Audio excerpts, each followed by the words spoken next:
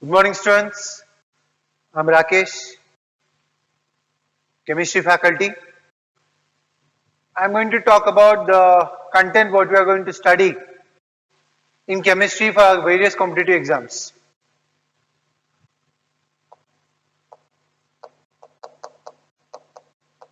We have inorganic chemistry, organic chemistry, physical chemistry.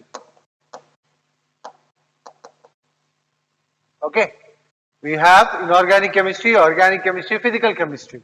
I'll talk about first organic chemistry, or in fact inorganic chemistry.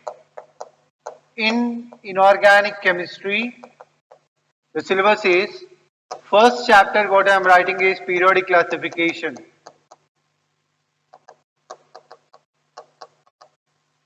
Second topic, S block elements. Third topic, P block elements. Fourth topic, D and F block elements. Fifth topic, chemical bonding. Sixth topic, coordination compounds.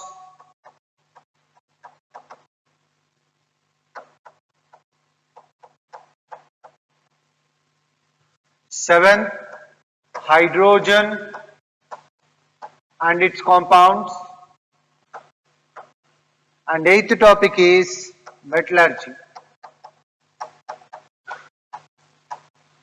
This is our syllabus for inorganic chemistry.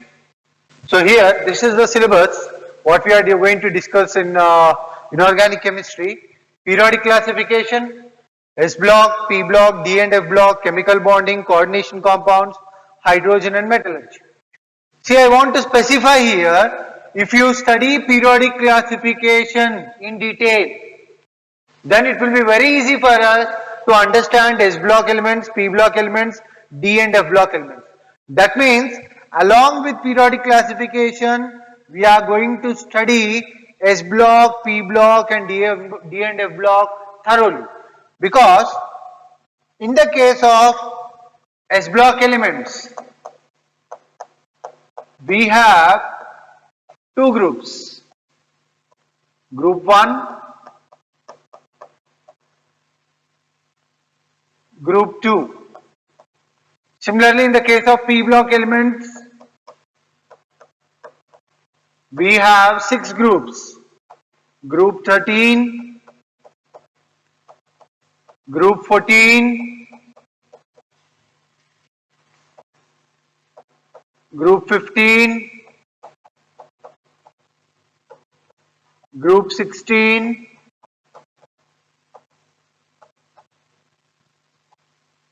Group 17 and Group 18. So these are the groups which you are going to study under P block elements. In D and F block, we are going to talk about D block elements and F block elements.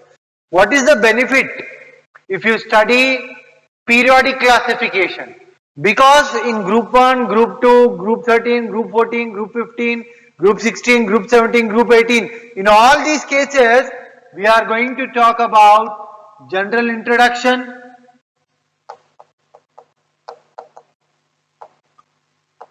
we are going to talk about atomic size, we are going to talk about ionization enthalpy,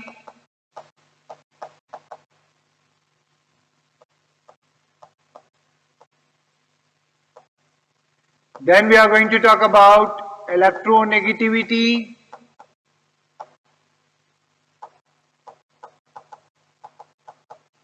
that means these topics which are actually covering in periodic classification repeatedly we will study again in Group 1, Group 2, Group 13, Group 14, Group 15, Group 16, Group 17 and Group 18. So that means we will actually club them together and study here. Periodic classification, once we are thorough with all these basic terms, then we will apply them for Group 1, Group 2, Group 13 till group 18, so that we will study all these chapters together. Periodic classification, S block, P block, D and F block. This is almost like we are covering 60% of inorganic chemistry. We still have chemical bonding, we still have coordination compounds. Whatever you study in chemical bonding, that will be useful to understand 50% of coordination compounds. Again, they are comparatively we can study chemical bonding and coordination compounds.